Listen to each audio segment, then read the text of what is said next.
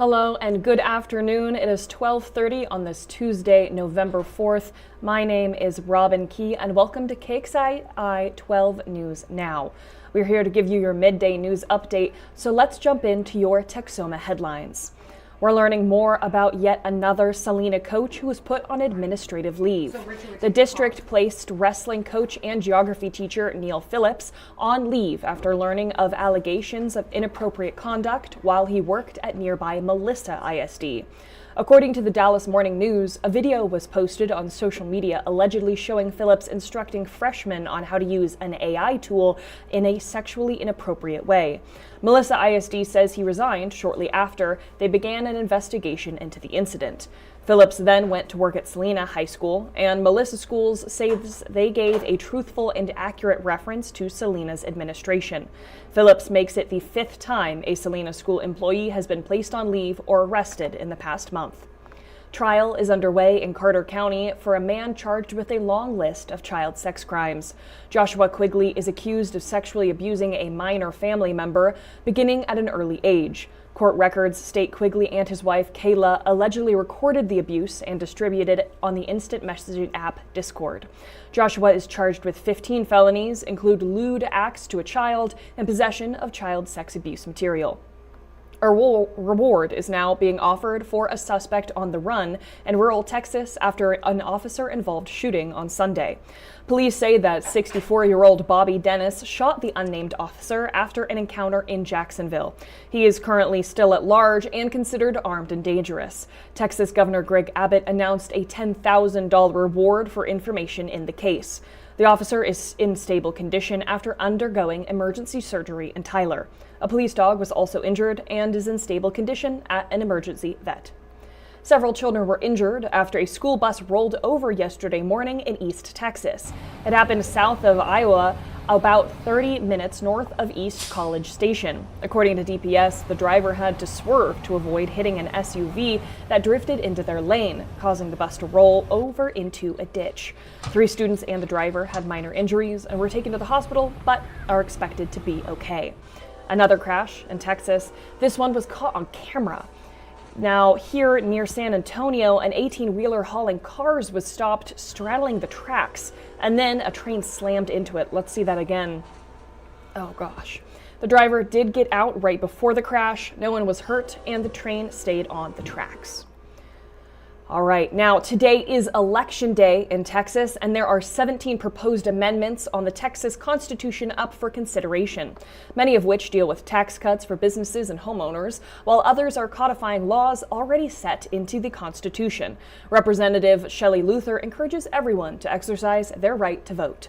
I think it's extremely important to vote because without knowing your opinion or what you think of these things, it's hard for the legislature to steer in the correct direction as far as what you're wanting. Also on today's ballot, the Grayson County unincorporated sales tax proposal. Only voters who live in rural areas of the county will be able to vote on this proposal, which asks for 1.5 sales tax to be added to businesses outside of city limits. That money would help fund emergency services in the areas. Now, polls will be open between 7 a.m. and 7 p.m. throughout the state. Registered voters will need to bring a valid photo ID. To learn where you can submit your ballots, make sure to visit our website at KXII.com to find the designated polling location for your area. Now, this is now the longest a government shutdown in history has happened. And this afternoon, we are learning the president will withhold SNAP benefits until the shutdown ends. He made the announcement in a social media post today. On Friday, 2 judges ordered that the Trump administration must use a contingency fund to keep the food assistance program going. And the president said yesterday that partial benefits would be paid, but with delays. The ongoing shutdown caused the funding lapse, affecting more than 40 million Americans, 1 in 8 people who rely on the food stamp program. Many Texomans are coming together to support those who have been impacted by the SNAP freeze. Master Key Ministry hands out food in Grayson County Friday at Harvest time church and Saturdays at Master Key Ministries in Oklahoma. Hands of Hope serves Marshall, Johnson, Atoka, and Bryan counties Monday from 3 to 6 p.m. and Tuesday, Thursday, and Friday from 8 to noon. We trust God. We believe God. This is His food pantry. And that's what I tell the people. I'm not going to get upset. I'm not going to get scared. I'm just going to do what we're supposed to do and just keep doing it. That was the director of Hands for Hope. For more information about these and other food centers in Texoma, please visit this story on KXII12.com. Now, like I said, today marks day 35 of the federal government shutdown. That ties the record for the longest ever shutdown in the history of the United States. The Senate is about to fail its 14th vote on the GOP's stopgap plan to reopen the government, and neither side expects substantial progress on this election day, with key races from New Jersey to California. The impasse for both parties, health care funding. Sources can't tell CNN that Democrats are considering whether to accept a standalone vote to extend Affordable Care Act subsidies that are expiring, but there's no guarantee it would pass the Senate. So talks continue. More big news for those who are following officials and then those in the nation in general. Former Republican Vice President Dick Cheney, who served alongside President George W. Bush, has died at the age of 84. According to a statement from his family, Cheney passed away Monday night while surrounded by his family members. They say he died due to complications of pneumonia, along with cardiac and vascular disease. Cheney was in the White House with Bush for 2 terms between 2001 and 2001 and 2009. In recent years, Cheney became a harsh critic of the President Donald Trump, and he was largely ostracized from the GOP. He cast his final vote in a presidential election in 2024 for Democrat Kamala Harris. Former President George W. Bush shared his condolences and said Cheney was among the finest public servants of his generation. A warning from the nation's top health agencies: check your refrigerator and freezer for a number of different pasta meals. They may be contaminated with Listeria. A Listeria outbreak has prompted a major food recall. The FDA says frozen, ready-to-eat pasta meals have been pulled from Trader Joe's, Sprouts, Walmart, Safeway, Kroger, and more. The contamination traces back to California-based Nate's Fine Foods, which recalled more than 200,000 pounds of pasta in September. 6 people have died and 27 others have been infected in 18 states. Experts say Listeria can be treated if caught early. To see the full recall list, you can visit the FDA's website. Now, that has been a lot of very heavy news today. A lot is going on in the nation on this election day, but we are going to focus on Texoma as soon as we come back and really dive into things that you need to know as a member of the community. So do not go away. After a short break, just a minute, we will be right back.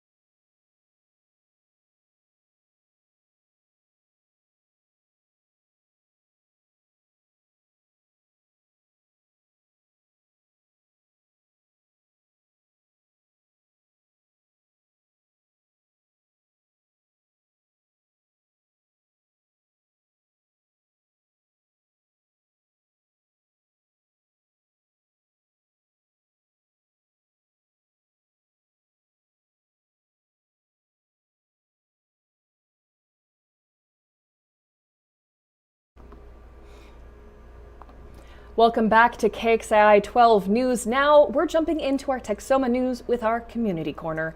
Now it'll take something of a miracle, a Christmas miracle, for Grayson County's Toys for Tots to put presents under the tree this year. Toys for Tots gave out 43,000 toys last year. Now, with 6 weeks to go, they have fewer than 2,000 to give out, and over 3,000 children have already signed up. So another 40,000 toys are needed by December 20th. And some of the youngest volunteers are asking for your help. We need them to start donating so we can help the kids get more toys for Christmas. We're probably gonna need more baby dolls for like the younger kids and maybe more books. For more information about how you can donate, visit this story at KXII.com or look for your local Toys for Tots bin. One of the most historic sites in Denison is now up for offers for new buyer. The lot, located right off of Main Street by Katie Depot, used to be the Walpers Plater Grocery Company that served the town of Denison starting in 1871. 13 years ago, it was damaged and had to be demolished by the city.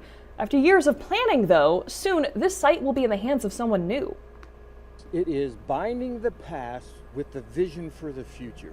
And what it is for the city of Denison and all those who are creating those opportunities, it is a look forward based upon what we've started from the past. The city asked the Denison Developmental Alliance to step in and helped find a buyer. An Ardmore woman is about to be inducted into the Oklahoma Hall of Fame. Yesterday, she returned to Ardmore High School, ready to inspire. Dr. Mutara Stanley Jones, president of Oklahoma City Community College, was born and raised in Ardmore. She was the first Black woman to lead a college in the state that isn't an HBCU, so Ardmore High invited her to give a motivational speech yesterday. It feels incredible being home, being back in the town that raised me, and seeing so many friends, supporters, family members, people who have really been on my journey since I graduated in 1997. Dr. Staley Jones will be enshrined in the Oklahoma Hall of Fame next Thursday. With Thanksgiving just a few weeks away, Oreo has decided to make its mark by launching 6 new Thanksgiving-themed flavors. And I have got to know what you think about this. There will be turkey and stuffing, creamed corn, and cranberry sauce flavors for those who enjoy the savory side of the holidays, as well as a sweet potato, caramel apple pie, and pumpkin pie for those who prefer desserts. Each cookie is supposed to be covered in a fudge that's been infused with one of each flavor, and it will come in an Oreo-shaped tin. I think that is very unique. If anybody tries this, I need to know. I have to know if it's any good. And Thanksgiving-themed Oreos is not necessarily something that I had ever thought of, but you know what? A lot of times their collaboration's pretty good. So I'm going to give this one the benefit of the doubt. If you try it, please let me know. Now, that is it for this KXI 12 News Now. Don't worry, we will be back again tomorrow, same time, 12:30, same place, our KXII live stream and YouTube Live. Don't want to wait for more Channel 12? Well, I cannot blame you. Head over to your TV and tune in to KXII 12 News at 4, 5, 6, and 10. There's a lot more news in store for today, and we will not let you miss a beat. You can also follow us on our social media. We are KXII 12 News pretty much everywhere. So check out our Facebook, Instagram, Threads, X, TikTok, and of course, YouTube. There you will get constant updates, exclusive content, and all of our previous work. Wanted more details for any of our stories today? Well, head over to KXII.com for all of our reporters' information in one spot. Now, my name is Robin Key. You can find me at Robin Key TV on Facebook, and thank you so much for joining me today for your midday update. Have a nice night, Texoma.